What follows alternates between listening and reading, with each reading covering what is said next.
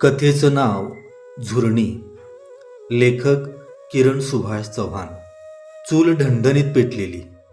तिच्यावर ठेवलेलं भाताचं भुगवणं रटरटत होतं. मागं जळत आलेली लाकडं चुलीत कोंबत सूर्याजी हाताचा आकडा करून चुलकट्याला पाय लावून बसलेला. एकसारखं तो जाळाकडं बघत होता. लालबुंद फुललेल्या निखाऱ्यात त्याची नजर खोलवर शिरलेली. चारी बाजूनं त्याच विचारानं त्याच्या मनाला घेरलेलं. परड्यांच्या दारातनं तुरकाट्याने लाकडाचा कवळा घेऊन रायाक्का आत आली. चुलीच्या खोपड्यात लाकडाचा कवळा तसाच उभा करून सळावळा केला. बाजूला सर, जा की तिकडं बाहेर गल्लीत बस जा. इथं चुलीमोरं काय नडलं या? ती सूर्याजीवर कावदारली. तसा तो मागं सरकून मागल्या भीतीला टेकून बसला. सोप्याला बा आडकी त्यानं सुपारी कातरत बसलेला. उशीर ठावणं सुपारी कातरत्याला कुरुम कुरुम आवाज सोप्याला सुरू होता. आई, तसं रायक्का सूर्याजीला बोलली. उठ र, जा तिच्या बुट्टीवरचा भारा खाली उतरून घे जा.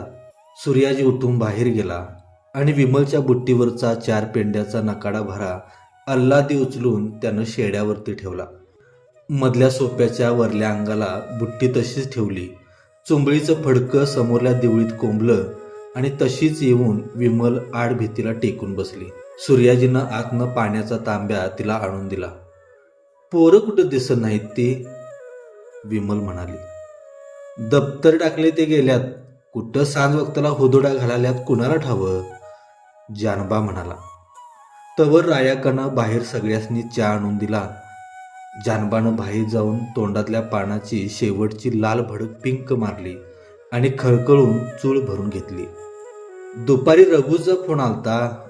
उद्या येतो म्हणतोया पोराच्या वाढदिवसाला. आत येत जानबा विमलला बोलला आणि पुढ्यातला चहाचा कप त्यानं तोंडाला लावला. विमल हराकली. कामाचा शीण हलका झाला. त्या हुशारीत उठून ती सगळ्यांच्या पुढ्यातलं रिकामं कप घेऊन आत गेली. परड्यांच्या नानीकडे जाऊन तिनं हातपाय धुवून घेतलं आणि चुली मुरल्या कामाला विमल लागली.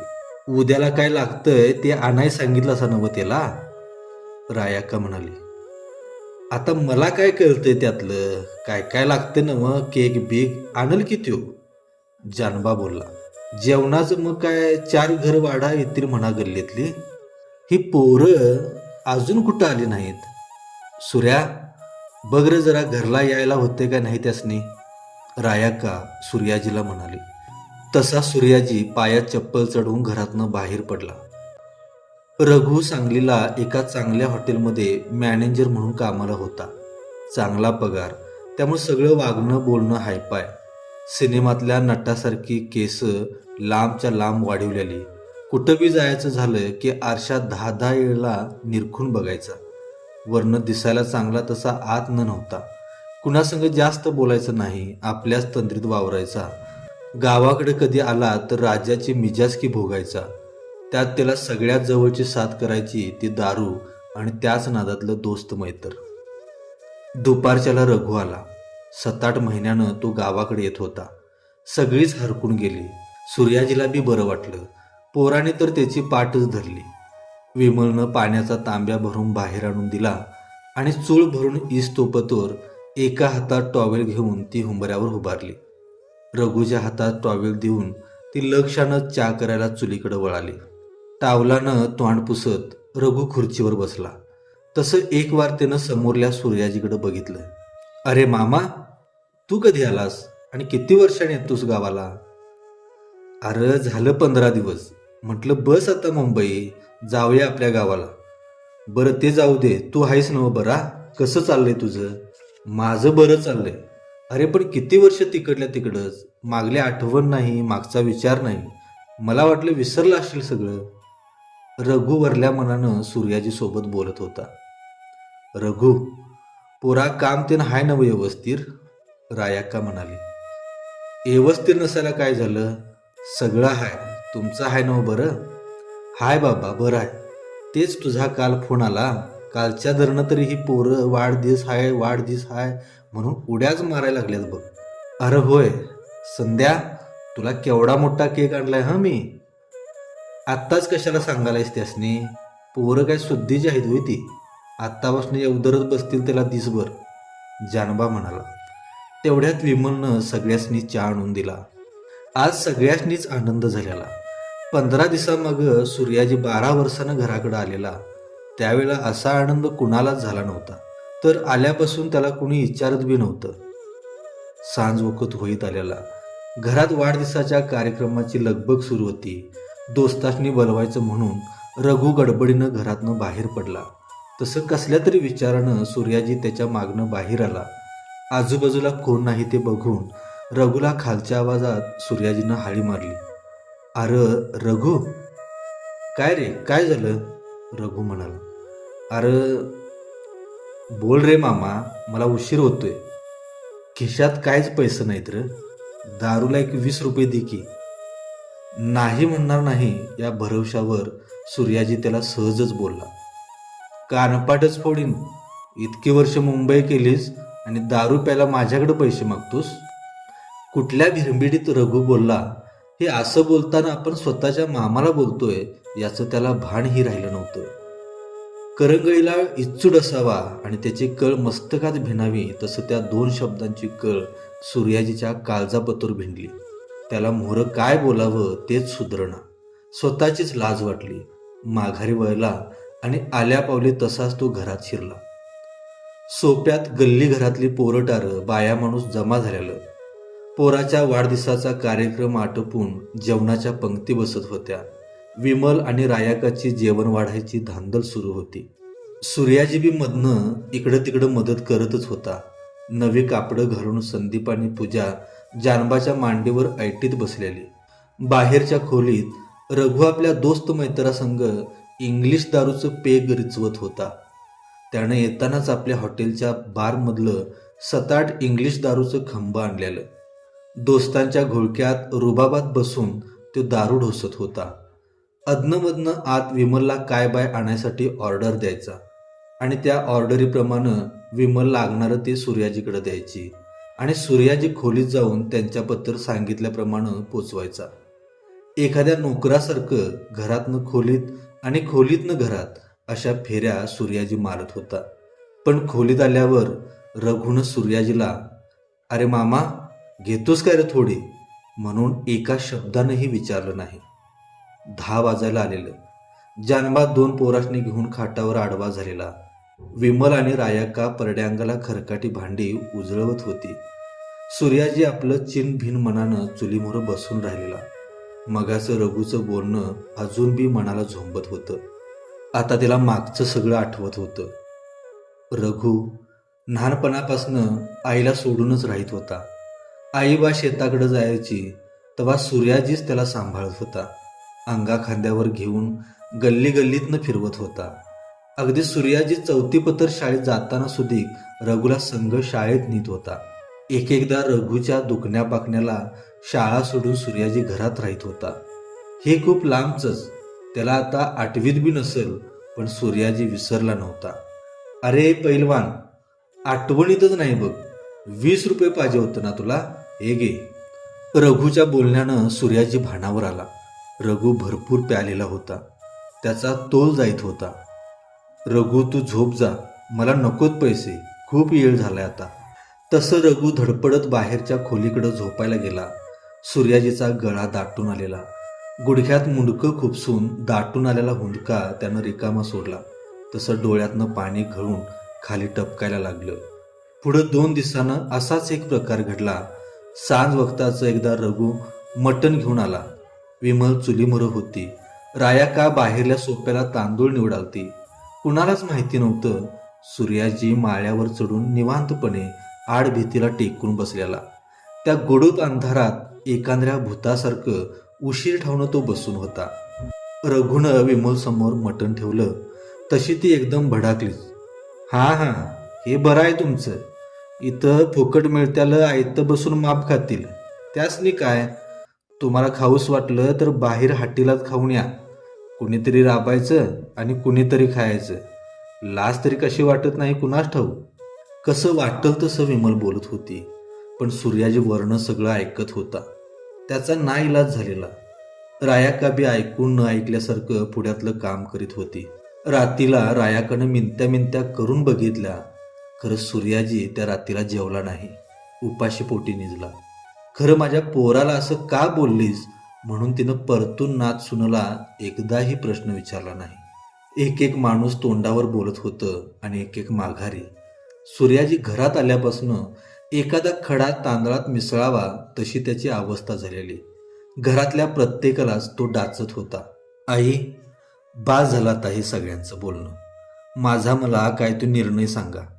मी अजून बी सांगतोय, ते सगळं सोडून मी इकडं आलोया. परत तसल्या नादाला बी लागणार नाही. एवढंच काय, लगीन झाल्यावर ही दारू बी सोडून दे. सूर्याजी कळकळून आईला म्हणाला. अरे मागल्या टाईम आलास तेव्हा बी असंच म्हणालास. तुमचं तुम्हालाच वागायचं कळलं ना, त्याला आम्ही तरी काय करणार, रायाक्का म्हणाली. अगं आई, 12 वर्षापूर्वी आलतो त्यावेळी बी मी तुमच्या किती मागं लागलो लगीन करा म्हणून. मी सगळं सोडायला तयार आहे म्हणून, पण तुमचा विश्वास कुठं आहे माझ्यावर. एकदा तरी विश्वासात घेतला असतासा तर माझं लगीन त्याच वेळेला झालं असतं आणि मी व्यवस्थित बी वागलो असतो.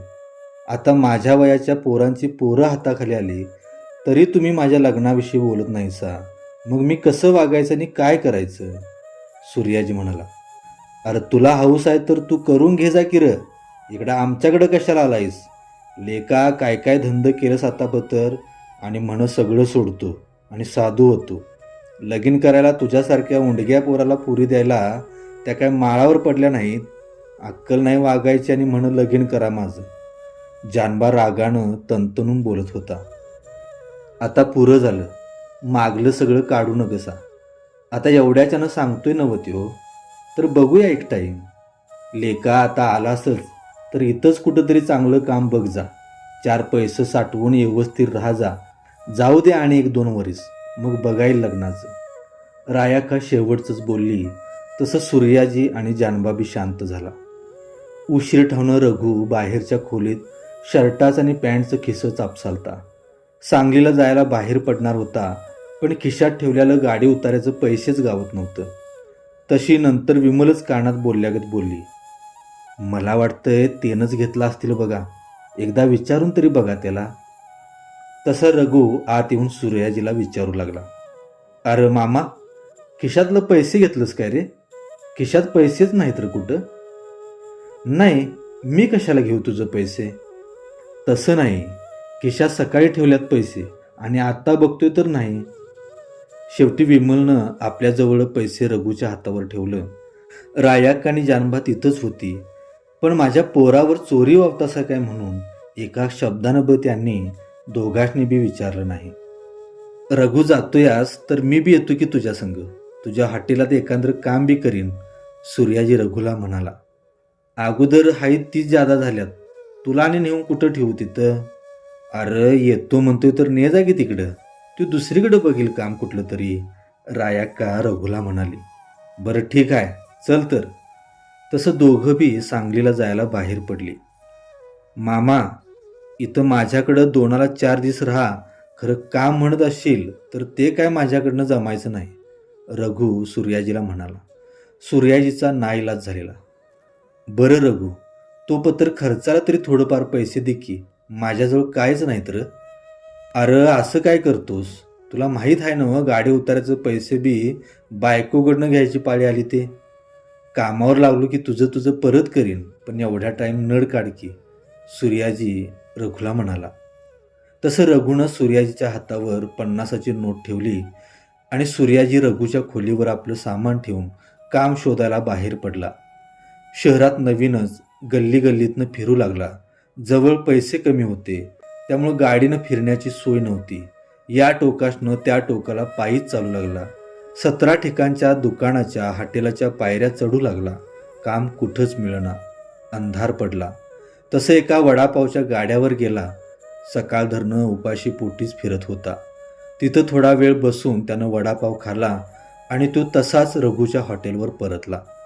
पहिल्या दिवशी कुठलंच काम सूर्याजीला मिळालं नव्हतं.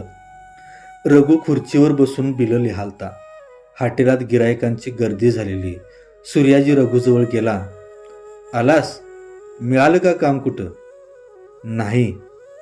मिळेल कुठं तरी, बरं तू जेवला का जेवायचं आहेस? रघुच्या या बोलण्यानं त्याची सगळीच पंचायत झाली. सांगायचं तरी कसं? बरं, जेवायचं असलास तर आज जा. पोरं आपलीच आहेत. माझं नाव सांगून जेव जा. बिनओळखीच्या ठिकाणी जाऊन जेवायला मागायचं कसं? सूर्याजीला वाटलं रघु आपल्याला आत घेऊन त्या पोरांना जेवण द्यायला सांगेल. पण रघु आपल्याच कामाच्या नादात थोडा वेळ उभारला आणि बोलला, बरं रघु, मी आलोच येऊन. मी आता जातो खोलीवर. आणि तसाच तो मागल्या अंगच्या खोलीकडे निघाला. पुढं 2 दिवस सूर्याजी जेवणासाठी म्हणून रघुजवळ गेला नाही. वडापाव खाऊन आणि पाणी पिऊन कामासाठी वणवण फिरला आणि रात्रीचं उपाशी पोटी रघुच्या खोलीवर जाऊन निजला. पण रघुनं, अरे तू जेवतोस कुठं आणि चल मी तुला जेवण द्यायला सांगतो, अशी एकदा बी जवळून विचारपूस केली नाही. 4थ्या दिवशी मात्र सूर्याजीला एका मोठ्या हॉटेलात काम मिळालं. पडल ते काम करतो, पण कामावर घ्या म्हणून इनतवाऱ्या केल्यावर तिथल्या मालकानं त्याला कामावर ठेवलं, ते बी साफसफाईच्या. सूर्याजी कामावर गेल्यापासनं रायाकाचा जीव भांड्यात पडला. रायाकाला थोरली लेक आणि धाकटा सूर्याजी अशी 2 पोरं. सूर्याजीनं कशी तरी 4थी पत्तर शाळेची कड लावली आणि लहानपणीच गावातल्या विलास पाटला संग मुंबई गाठली. विलास पाटलाचा मुंबई चहाचा गाडा होता. त्याच गाड्यावर सूर्याजी काम करायला लागला. बरीच वर्ष झालं तरी गावाकडं तो फिरकलाच नाही. रायाकाच्या लेकीचा थोरला पोरगा रघु लहानपणापासूनच रायाकाकडं होता. रायाकाने जानबाच्या लाडात वाढलेला, तो बी त्यांच्या बिगार इसंबून राहीत नव्हता. मोठा झाला तसा रायाकडं स्वतःच्या पोरासारखं रघुचं दारात थाटात माटात लगीन लावून दिलं. घरची 4 एकर शेती नात सुनेला घेऊन रायाका करू लागली. सूर्याजीची दोघांनी बी आशा सोडून दिलेली. पहिल्यांदा चहाच्या गाड्यावर काम करणारा सूर्याजी मोठा होईल तसा टपोऱ्या पोरांच्यात मिसळला. हळूहळू चोऱ्या माऱ्या करू लागला. दारूच्या नादाला लागला. मिळणाऱ्या पैशातनं चैनी करू लागला. सगळं करून भागला. लग्नाचं वय मागं पडत चाललेलं. मनात काय आलं कुणास ठाऊक आणि अचानक एक दिवस तो गावाकडं परतला. मी सगळं सोडतो, व्यवस्थित वागतो, पण माझं लग्न करा, एवढंच तो आईबाला म्हणायचा. आईबा दोघं बी त्याच्यावर विश्वास ठेवायला तयार नव्हती. असल्या पोराला कोण देणार पोरगी, आणि पोरगी दिली तर सरळ वागला तर बरं, या भीतीनं सूर्याजीचं बोलणं कोणच मनावर घेत नव्हतं. त्याच्यावर तो मुंबईला गेलता. तो परत आज 12 वर्षांना आलेला. कळकळून सांगत होता, मी मुंबई कायमची सोडली, आता इथंच काम करतो, माझं लगीन करा, ही दारूची बी सवय सोडून देतो. आता मात्र रायाक आणि जानबाला कोडं पडलेलं. 2 वर्ष सरली. सूर्याजीनं बी एका जागेलाच कामाची कड लावली. अजून त्याच हॉटेलात तो काम करत होता. तसं पुढं रायाक आणि जानबानं बी पोरीचा धूम काढला. गरिबा घरची बिनाईची पोर. बाप लेक एकमेकाला दोघंच राहत होती. लग्नाचं वय झालेलं, पण तसं मागणं येत नव्हतं. पोर दिसायला सावळ्या रंगावर, त्यात समोरलं वरचं दात पुढं आलेलं. नाकाची दांडी दोन्ही बाजूनं चेपल्यागत वाटायची, पण असली नि तसली. जादा विचार केला नाही आणि एकदाच सूर्याजीचं लगीन रायाक आणि रायबानं उरकून घेतलं. बायकोला माघारी ठेवून सूर्याजी परत आपल्या कामावर निघून गेला. नव्याचं नवं. कसं तरी 4 महिने झालं आणि पुढं सूर्याजीची बायको विमल आणि रायाकाच्या हाताखालची मोलकरणीच झाली. उठसूट दोघी बी तिलाच काम सांगायच्या. साध्या घरातल्या कामातनं बी विमल हळूहळू बाजू काढायची आणि तिच्यावर सगळी कामं ढकलून मोकळी व्हायची. रायाकाला तर तिचं वावडच. ती सून म्हणून तिला पसंत नव्हती. आमच्या घराला ही असली सून सोबत नाही, असं माघारी आणि तिच्या तोंडावर बी एकदा रायाका बोलायची. तिच्या रूपावर तर हर घडी तिचा अपमान करायची. मग विमललाही आयता वाव गावायचा. ती बी अधनमधनं टोचून तिला बोलायची. मात्र ती गरीब गायीसारखी सगळं सोसत राहायची.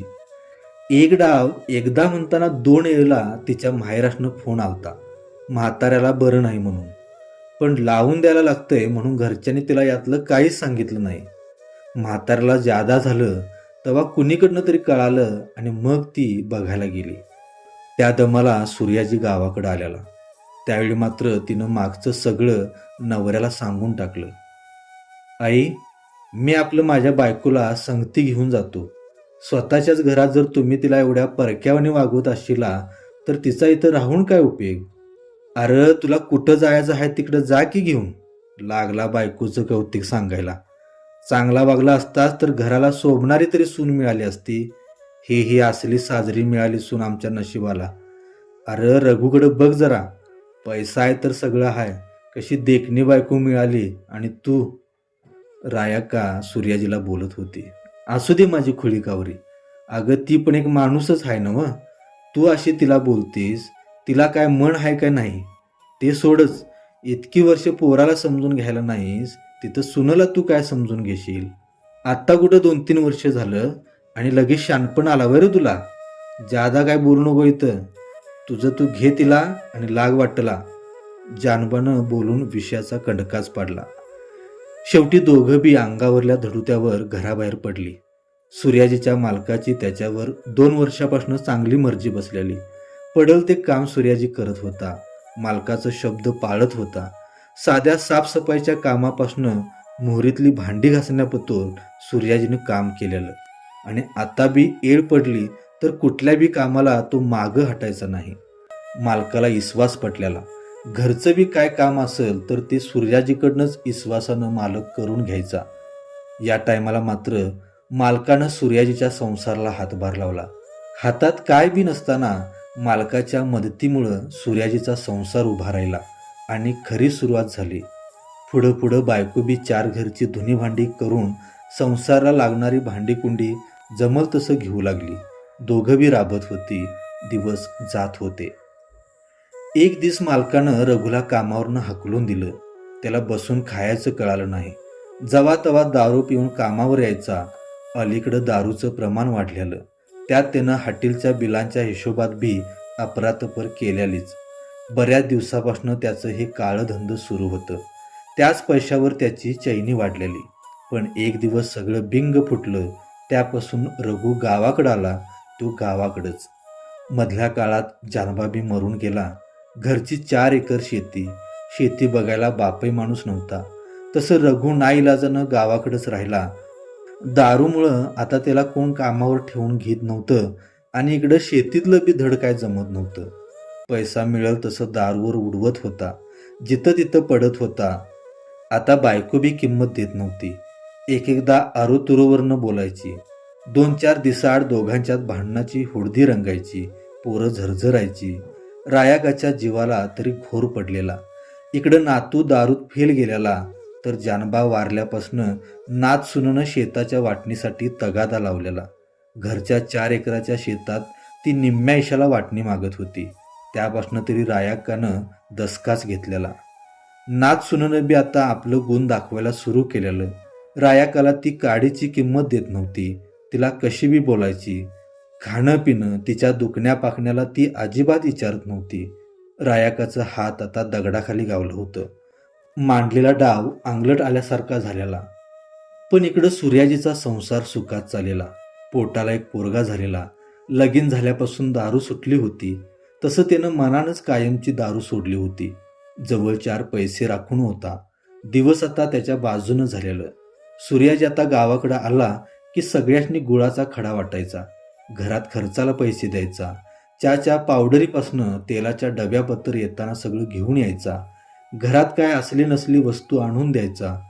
फुकट खातोय म्हणणारी आणि पैशाची चोरी एकदा सूर्याजीवर वावणारी आता पैशासाठी त्याच्याकडेच हात पसरायची. आणि 20 रुपयासाठी कानपाट फोडणारा रघु आता सूर्याजीच्याच पैशाची दारू पिऊन हुल व्हायचा. सूर्याजी त्यावेळी लाजला होता. उपाशी पोटी निजला होता. पण मागला आता काय काढत नव्हता. पण इसरला बी नव्हता. इसर पडला होता त्यासनी जी आता निलाजरी झाली होती. रायाकाचं बी आता मन पालटलेलं. परवा पत्तर डाचणारा खडा आता सगळ्यांनी गोड वाटालता. पण सूर्याजीला त्याच्या मनातला कडूपणा विसरता येण्यासारखा नव्हता. एक दिवस सूर्याजीनं रायाकाला आपल्याकडे नेलं. तेव्हा तिला तोंडात बोटं घालायची पाळी आली. अंगावरल्या कपड्यावर बाहेर पडलेलं पोरगं पण आज काय बघत होती. निकाड्याला भांडी मावत नव्हती. टीव्ही, तिजोरी, कपडा लत्ता काय लागणारं सगळं जिथल्या तिथं बघून रायाका बुचकळ्यात पडली. एवढंच नाही, 15 दिवस राहिली पण सूर्याजीच्या बायकोनं स्वतःच्या आईला करावी तशी तिची सेवा केली. वेळच्या वेळेला अंघोळ पाणी, खाणं पिणं, साध्या भांड्या कुंड्याला बी तिनं हात लावू दिला नाही. आता मात्र रायाकाचं मन तिचं तिलाच खायला उठलेलं. मागं एकदा म्हणताना 2 वेळा पोरग्यानं सांगितलेलं, माझं लगीन करा, मी दारू सोडतो, सगळं सोडतो. अगदी तसंच झालेलं. पहिल्यांदा मनावर घेतलं असतं तर याच्या अगोदरच कधीच पोर सुराला लागलं असतं. त्यानं आपला शब्द खरा करून दाखवलेला. पण इकडं लाडात वाढवलेला नातू 100दा डोक्यावर हात ठेवून शपथ द्यायचा आणि दारू सोडतो म्हणायचा. पण कुठलं काय, तेवढ्याच वेळेला अड्ड्यावर आणि गावच्या वेशीवर दारू पिऊन पडायचा. नात सून तर पहिल्यांदा चांगली वाटत होती, रूपानं माप चांगली, पण मनानं माणूस घाण होती. तशी सख्खी सून रूपानं नसणं का, पण मनानं माणसाला चांगली होती. पण रायाका माणसांची खरी पारखच करायला चुकलेली. रायाकाचं आता डोळं उघडलेलं, पण आता उपयोग नव्हता.